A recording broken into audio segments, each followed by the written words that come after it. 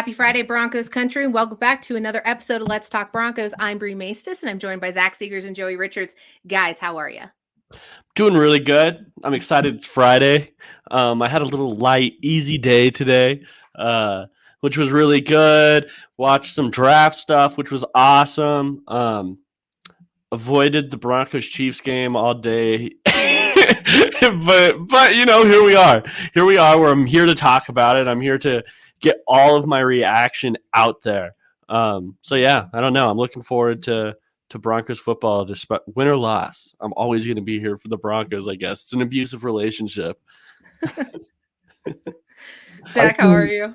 I'm good, and I can relate, Joey. This is, except I couldn't avoid the Broncos Chiefs game today. I had to write my game preview, and it's how do I write 3 keys to a Broncos victory? I had to phone it in on the third one and say, pray to a higher power. That's my third key to this game. Pray to whatever deity you choose to believe in, whatever force. If you don't believe in one for the week and pray to it, because the Broncos need all the help they can get. My goodness, is that not the truth? It's been it's like dodging a bunch of grenades here talking about Chiefs week. We know what's coming. We know the inevitability, but we do want to bring you some bold predictions for Sunday, because I do think that, something could happen. The Chiefs bus could get stuck, right? Like maybe it doesn't start. Maybe they're late. Maybe they have to postpone the game.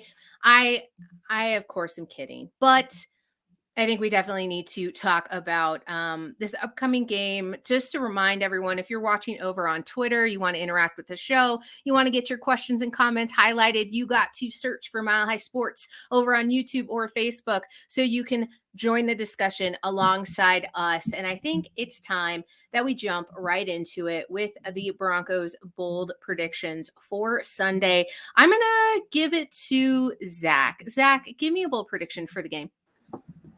Yeah, my bold prediction, I'm having fun with this.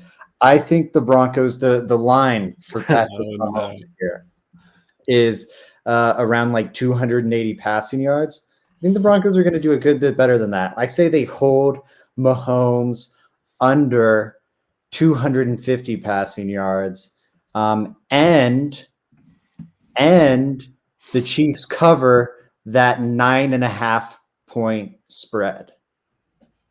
And so Patrick Mahomes doesn't have the biggest passing day, yet still the Chiefs cover that massive point spread. There's no way. I'm taking you. There's no way that happens. I don't think there's any way that happens. It's like, wow. I don't see a path to that at all. No, I'm taking you on that, Zach. Just like, I know Andy Reid. I know the Chiefs. The Broncos' pass defense has gone significantly down since the Bradley Chubb trade. They're going to come out throwing the ball. I don't care what the Broncos' run defense looks like. I don't care. This is Andy Reid, Patrick Mahomes, and the Chiefs are playing. They're going to be airing the ball out, and they're going to score a ton of points. Yeah, I'm taking you up on that, no doubt about it. I just don't see that happening.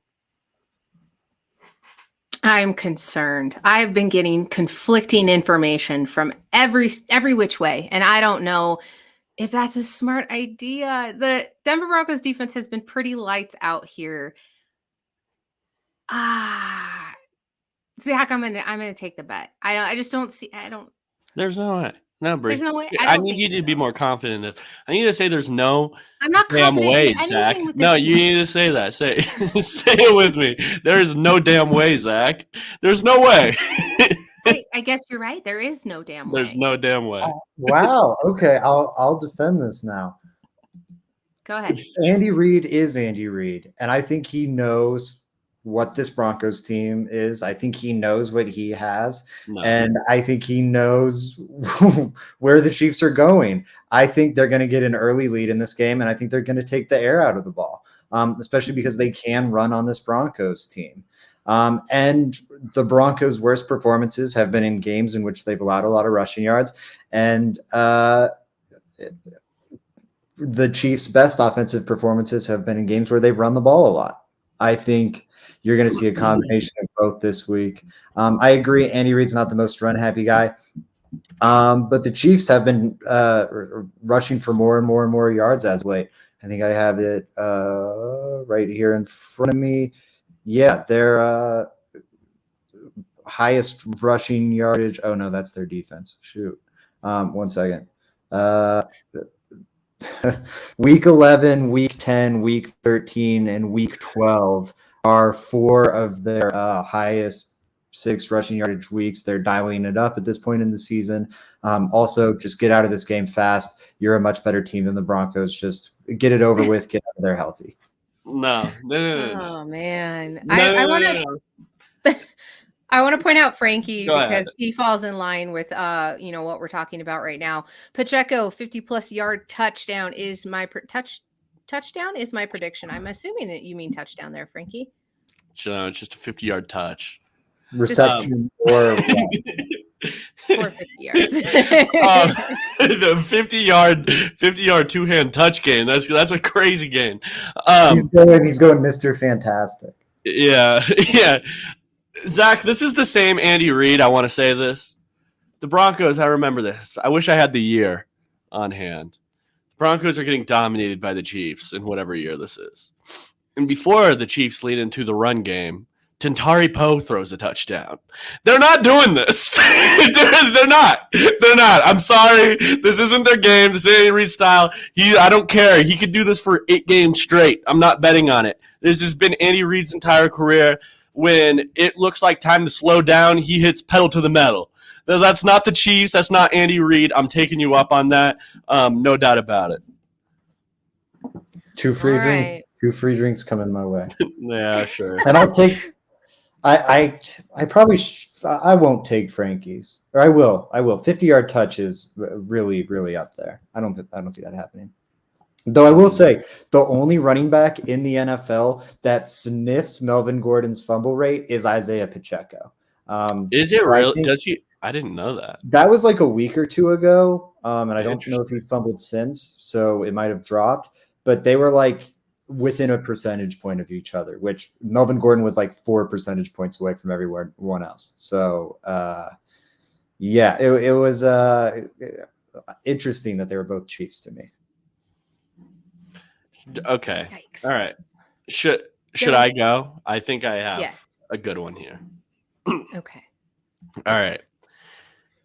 We've been getting a lot of Draymond Jones comments in the chat recently. Specifically, is he really all that? Is he really that guy? Ever since Chubb has been gone, where has Draymond Jones been?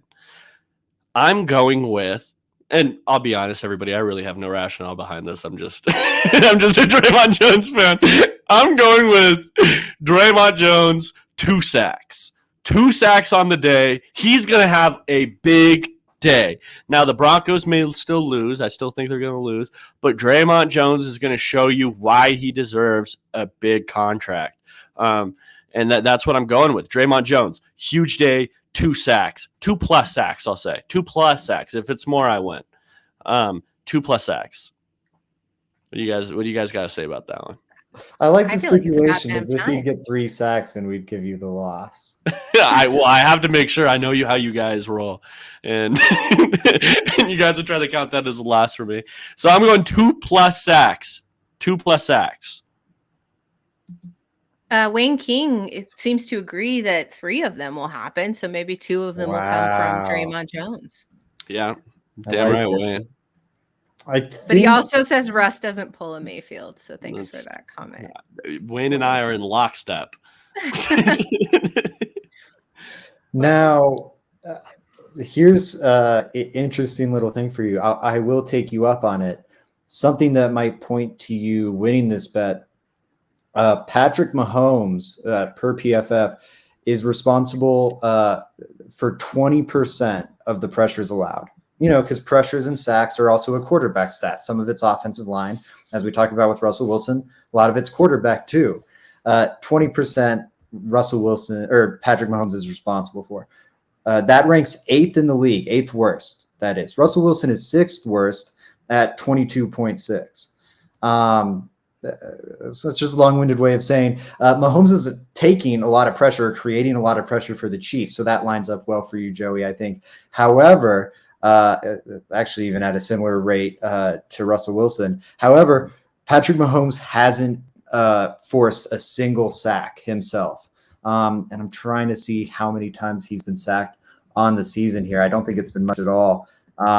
So I'm glad we're going to take you up. He is a very hard guy to sack, Patrick Mahomes. Because he just pulls something out of his ass. Whether it's yes, seriously, like he can escape as good as anybody in the NFL, and then he can also he's the best in the NFL at throwing from different arm angles, right? So pressure like really doesn't affect this guy that much, which is also a reason why the Broncos. I'm gonna just throw this out there real quick. I should probably save this for tomorrow's show, but do not blitz. The Broncos blitz a ton.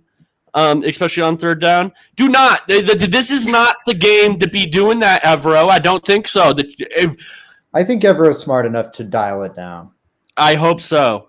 This is a big one for Evero, right? Because the Broncos are going to have to beat the Chiefs.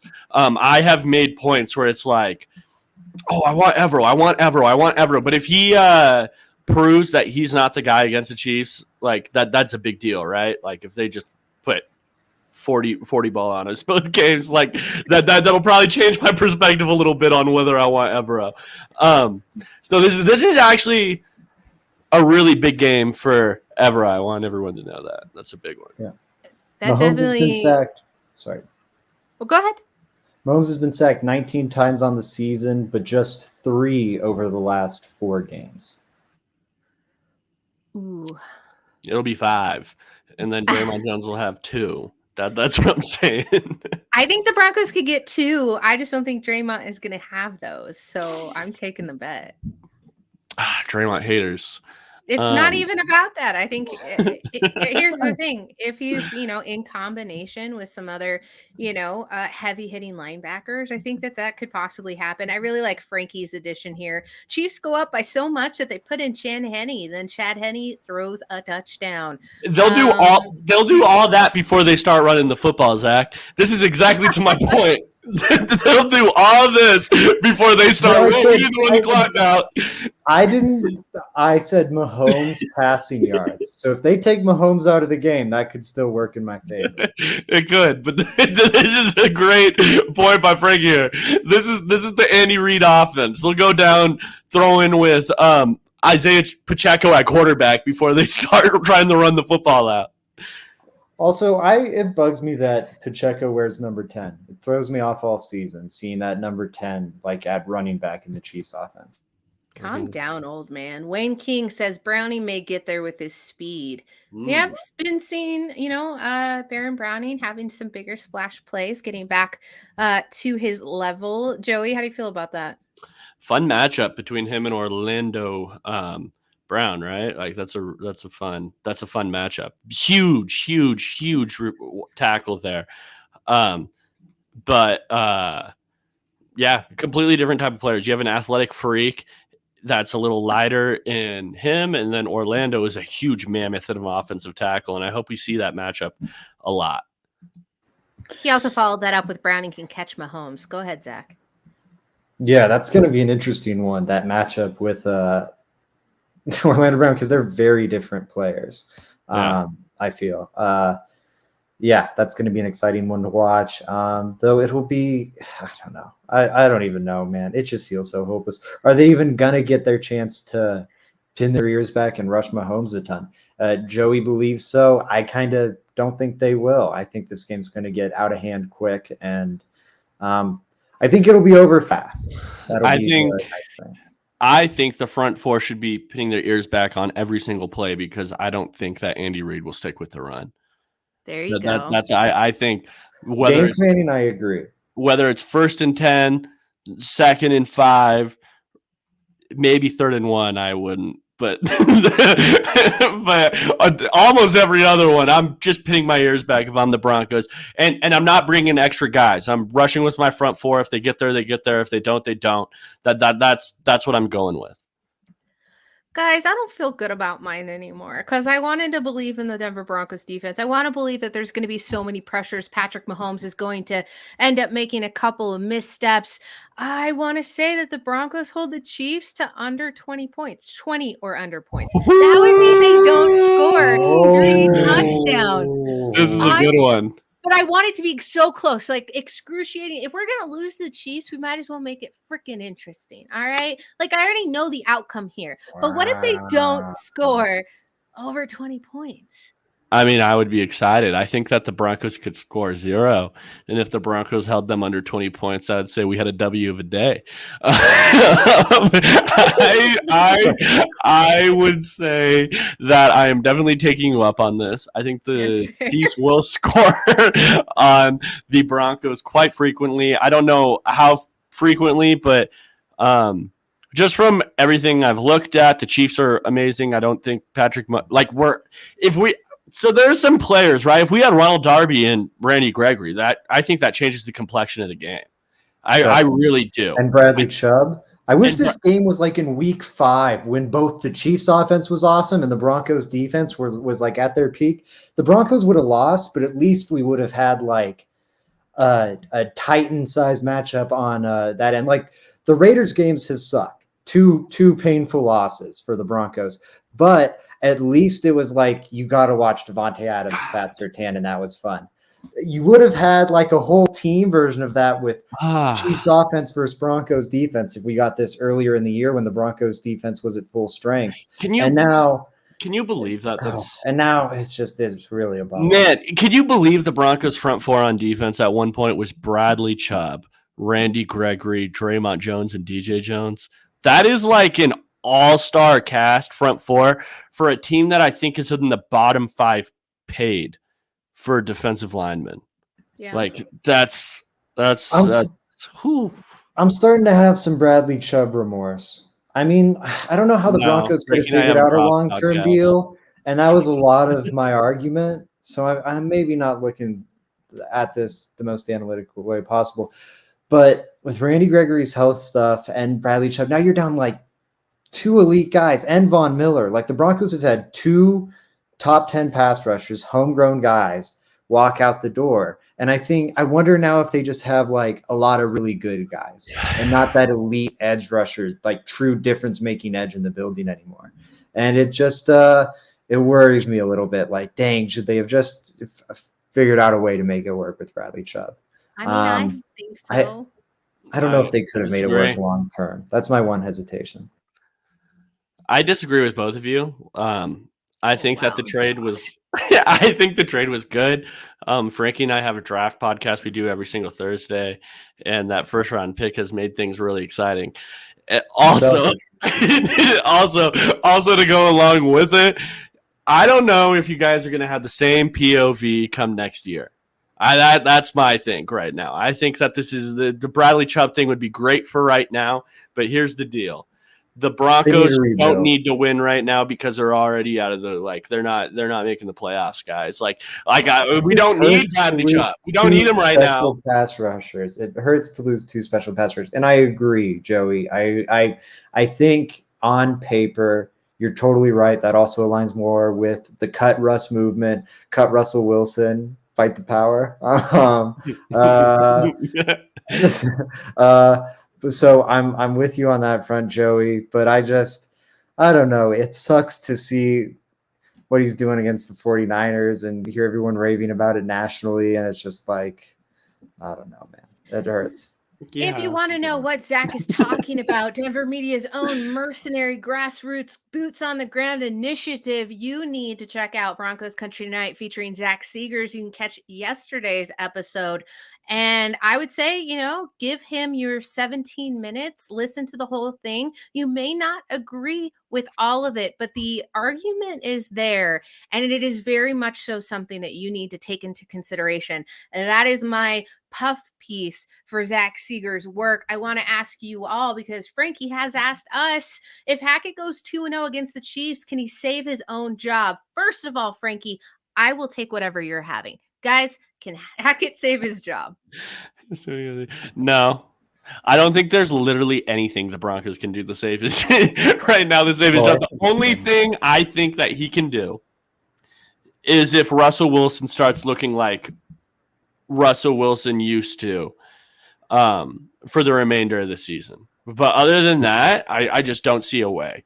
You need to, because the Broncos' main goal right now, even if the offense looks okay, whatever, the Broncos' main goal right now needs to be that Russell Wilson looks like his old self. And unless that happens, like, you need to get rid of Hackett and get a different guy in here to run the offense. That's what I honestly think.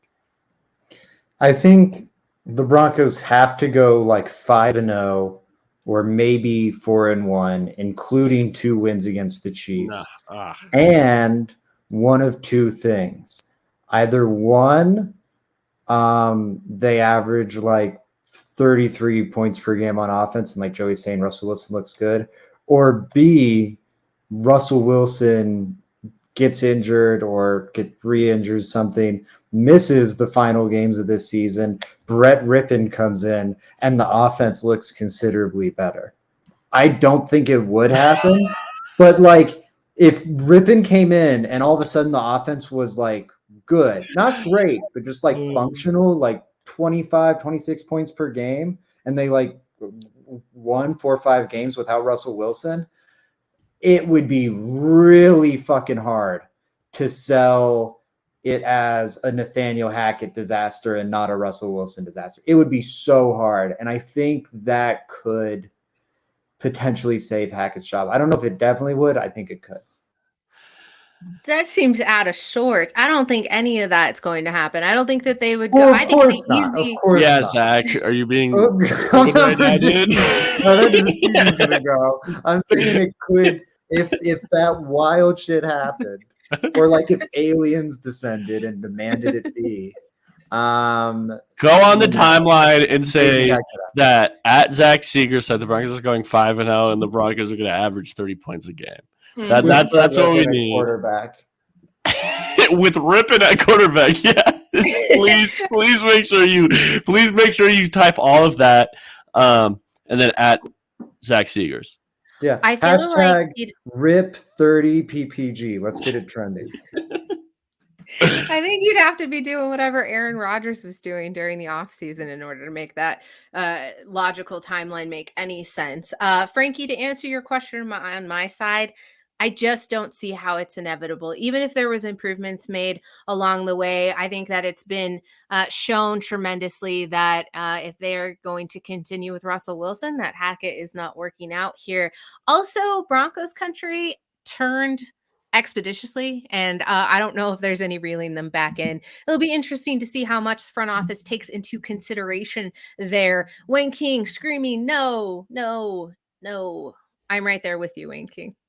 Anything that happens with Hackett at this point, I'm going to assume is an outlier, and then that the Broncos shouldn't bring him back. I think that it just would turn out bad for next year. That's my take. It's a good take there, I Joey. agree. I'm not for it, but I think there are ways where, like, if some crazy things happened over the final 5 games, I think it could save his job. I think he is 99.9% fired. I don't think it's 100. Yeah, Yikes. I can't do it anymore. Can't do it, guys. Can't do it. You know what'll make you? I think you turn that frown upside down, Joseph. What? Signables. LTB listeners, I gotta tell you about our sponsor, Signables. We just want to tell you a little bit about them. A cool new way to display your fanhood in your home, your office, your fan cave. Signables are flat footballs with digitally printed signatures on them of your favorite players and your favorite teams. That includes players like Joe Burrow, Josh Allen, Aaron Rodgers, and yours truly, Russell Wilson. They're a great gift for your favorite football fans this holiday season, and you can collect your favorite player or your favorite team by visiting signables.com. Guys, which one have you bought? Which one are we buying? Which one are we buying for? We should give one away. What do you got there, Zach? I'm taking advantage of the Russell Wilson discount. Everyone, in case you didn't know, Russell Wilson signables are 33% off. They're $10 off. I think that's 33% off because I think they're 30 or $29.99. What a steal. Not the Russell Wilson one. I think they're $19.99. My mistake. That's what I'm saying. They're I normally think they're $29.99. $19.99. Wilson's all the way down to $19.99. I don't know how you can get him for that cheap. I'm buying so many that I can build a fort out of them in my apartment. What did they say, Zach? They say I believe the term is buy low. That's bingo. I do a stock up, going stock on. down column. Let me tell you, this is a cheap stock right now, and it is going to soar through the roof. When Lauren throws me out for for finding out how much money I've spent on Russell Wilson signables, I will be able to build myself a shelter with all the boxes. Oh, Me personally, right? I just think that, like, even if you're a Russell Wilson hater, I mean, it's not going to get lower than $19.99, right? So this is probably about the time you buy. And I think that if you love Russell Wilson, like I said earlier, the time is to buy low, and right now it's low. So if you believe in Russell Wilson past this season, who knows? You could even maybe resell these things down the line. Like, I don't know. What if he gets cut? What if he probably looks better with the new coaching staff next year if the Broncos keep him? That price is probably doubling. Okay, and then the $19.99 looks like a joke. Okay? Dude, who wouldn't want to? And then if they get rid of him, the Broncos Russell Wilson era is like this dark special relic of NFL history, like the the Joe Namath Rams. Joe Namath was on the Rams, and no one ever talks about it. But if you had a Joe Namath Rams jersey, I bet that's a crazy cool collectible. Listen, get on the worst thing while you can. The worst trade in NFL history is still like there's still something to remember there. You know what I mean? Like, I think that the Russell Wilson one would be like, okay, think about it. 20 years down the line, you could look at that Russell Wilson signable of him in that little Broncos uniform and be like, remember when Russell Wilson was on the Broncos? That could be what you could do with this Russell Wilson signable. And I think that at $19.99, that's a good deal. Memories later down the line. I think that's important. I think it is important. It's time for everyone's favorite time in the evening. It's Joey's question of the day. All right, everybody. How many 1,000-yard receiving years in a row did Demaryius Thomas have? Wasn't it 6? I was going to say 4. Both you were wrong, per usual. It was 5. 5 years in a row, and I need to do more research on it, but he got really close to breaking a record with it. I think that if he had one more, he would have tied most ever at the time. So that I think that's a really cool thing. Demaryius Thomas, 1,000 yards, 5 years in a row is an insane stat line to reach. So shout out to DT, and rest in peace to him. I changed my background to Demaryius. I wish it was a little more clear, but it was against that Cardinals game where he had 200 plus yards on 12 catches, and it was his most receiving yards ever. And yeah, rest in peace to Demaryius Thomas, my favorite football player of all time. We definitely miss DT. Yeah. One of my favorite players of my childhood, if not my favorite player of my childhood. I don't know. I think you go Peyton Manning, but he's not a true Denver Bronco. I know he is in a lot of ways. So a lot of people would argue even he's post-career become more of a Bronco than a Colt. But a true homegrown guy who spent the majority of his career in Denver, I think Demaryius Thomas is the face of that Broncos offense in that era. And I think maybe you could debate Ryan Clady, but I think it's Demaryius Thomas.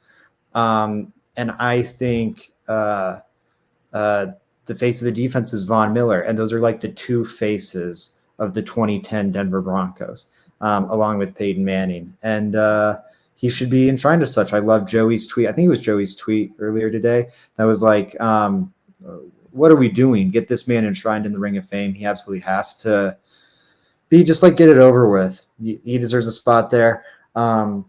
Retire 88 too while you're at it. You're not going to let anyone wear it, so just retire it. Like, we don't need to wait 10 years, okay? You're not handing that out to anyone else. We all know it, because the moment you do, Broncos country is going to get furious, and rightfully so, especially because this ownership group wasn't around during DT. So they will not be allowed to let another player wear that 88 jersey. And if Broncos country sees that happening, they should be livid. So if you're not going to let anyone wear it, just retire the number. Just do it. Like, this is a franchise legend. I think you can argue he's the best receiver of all time. Rod Smith has longevity on him, but Demaryius Thomas has yards per game, like all the per game stats, all the rate stats on Rod Smith by a healthy margin. And I think he did it with worse quarterback. Or I can't say that, because Rod Smith spent so much of his career without John Elway. I was wrong. I was going to argue how DT didn't spend his career with a lot of bad quarterback play. But if you consider one whole season of that is like the Tebow year, his yards per game are definitely sandbagged a healthy deal. I cannot believe that it's already been a year. It still seems very fresh in my mind. Joey, go ahead. No, go ahead, Bree. I want you to go first. I just incredibly emotional, have been all day. Really glad that we were able to touch on this again, just because I know he was loved by so many, and so many of us, so many close to us. So I want to let anyone watching know that if they would like to support the foundation that Mile High Mario has done for fundraising efforts, there is a hoodie that has his logo, the 88 with the angel wings, which I know I own. Zach, I don't know if you had a chance to pick that one up, but I just want to put that out there. It is back, and all donations go to his charity. So Mario is re-releasing that hoodie, and I just want everyone to go check it out. So if you go to at Mile High Mario over on Twitter. If you don't have a Twitter, please reach out to me either on Facebook, leave a comment on the YouTube, at me on Twitter. If you can't find the link, I will get those links to you. There is both a white and navy, a white pullover if you don't want, or a white like crew neck if you do not want the hoodie. It's going to a really great cause. It is run by someone who is very close to DT. So I just want to let everyone know about that opportunity as we remember the life of Demaryius Thomas, because he is tremendously missed. Totally. Man, so I obviously love the NFL draft and stuff like that. Like, that is my passion. Like my at JR drafts, right? Like, everything about it. I have a draft podcast. I love talking about the draft. That's my thing. I love it. DT is the reason why I love it as much as I do. And it's also led to me being my favorite player of all time. Broncos, I'm going to die my favorite player being Demaryius Thomas. Like, I remember him coming out of a Georgia Tech, right, which was a triple option offense. And he which means that we did not pass the ball at Georgia Tech. That's what that means. Demaryius Thomas is a wide receiver, still ends up getting drafted in the first round above the likes of Des Bryant and other guys like that. And it just drove my passion for it. Also, like, there's so many, I don't know. I know other Broncos fans can relate to this. There's memories attached to all of these players, weirdly enough, right? Like, I remember arguing with people in high school when I was in high school over how good DT was, and, like, arguing to the death of me about how good DT was. Like, there's like memories attached to these players, especially when you loved him as much as DT was loved in Broncos country. Another thing I want to add, man, when Peyton Manning, after the passing of Demaryius Thomas, comes out and says something like Demaryius Thomas was even a better person than he was football player, that speaks so like volumes, right? Because we all know the player Demaryius Thomas was. He was an absolute animal. So when you have someone coming out saying he was an even better person, like, I can't even imagine. Definitely rest in peace, Demaryius Thomas. Long live Demaryius Thomas, man. For sure. DT, my favorite player ever. Thank you, Joey. I want to go ahead and put the graphic on the screen so that you can see what it looks like. It is also available in that dark blue. You just switch out the, obviously the DT you can see outlined there. It is also available in the navy. So thank you, Zach, for getting that for us so that we could showcase it here. And then, yes, please let us know if you're interested in that. Again, 100% of the proceeds go to charity. Last year, they were able to donate just at the 5280, and I think that is just a great way to memorialize him and support charity in his name. So thank you guys for letting us have that time. Zach, go ahead. Yeah, I just wanted to touch on that relationship between DT and Peyton Manning. Like, it really was so special. You've seen it in Peyton Manning's words and actions after his death. What Joey was referring to, he said of DT, he said this 2 days following DT's tragic death. An especially unique guy, obviously an incredible player, dependable, accountable, tough, hardworking, unselfish, all the things you want in a teammate, much less an incredibly talented receiver. But off the field, he was every bit as good a person as he was a player. Very giving to all of his teammates, charities, great with all the players' families, coaches' families, and kids. So it's been really tough. My thoughts and prayers are with his family. He will be dearly missed. And then he also, in his actions, started a scholarship, the 18 to 88 scholarship in Demaryius Thomas's honor and in his name, I believe. So, yeah, just special relationship, shows how special DT was to Peyton Manning and so many other people in Broncos country, because that's just, of course, one story of the many, honestly, millions that DT touched with his incredible play and personality. Thank you guys so much for both of those sentiments. Thank you all for tuning in and listening to Let's Talk Broncos. And I think I'm going to end it on that note because it's a tremendous send off for this evening. We'll be back tomorrow with a Saturday preview show for the game on Sunday, and we hope you'll join us there next time. Everyone, have a good night, and we'll talk to you soon.